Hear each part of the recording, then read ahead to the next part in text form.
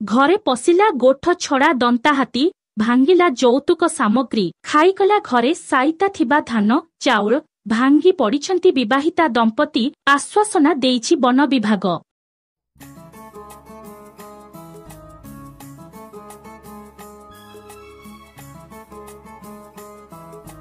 Champua range उखुंडा वनांचल ज्योतिपुर बनरखी अधीनस्थ बरपदा ग्रामरे देखिबाकू मिलिछि एपरि दृश्य। सोमवार राति 2टा समयरे बरपदा ग्रामर अंकेश्वरी महांत स्वामी घनश्याम महांतଙ୍କ घरर कबाट खोली चतुरतार सहित घरे पशिथिला दंताहाती। ता सम्मुखरे जाहा पाइथिला ताकू पादरे दଳି चकटी नष्ट करिबा सहित परिवार प्रतिपोषण करिबा पई साइता थिबा धान चाउळकू अनायासरे खाई जाइथिला हाती। परिवार लोक जीवन बंचाइबा पई जाकी जुकी होई रहिगले घर कोणरे हाती घरे पशि बहु आनिथिबा जौतुक सामग्री बाइक फ्रिज आलमीरा पलंक पंखा साइकल को नष्ट करिथिबा देखिबाकू मिलिछि। हाथी माने मासे पूर्वरु ए अंचल छाड़ी चली जाइथिले किंतु 30 टिकिया हाथी पल मासक परे उखु लेउटी आसी क्षयक्षति करिबा आरंभ करिसंती। हाथी आश्रयस्थली रे रहिथिबा गछकू अबाधरे कटा जाउथिबारु हाथी माने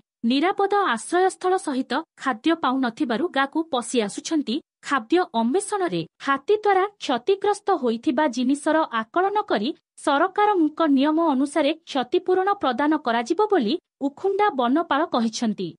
श्री प्रदीप कुमार बारिक फॉरेस्टर उखुंडा सेक्शन गत राति आमर करंजा डिविजन रु गत सकाळे 30टा हाथी आसी पहुंचंती वर्धना जंगल में।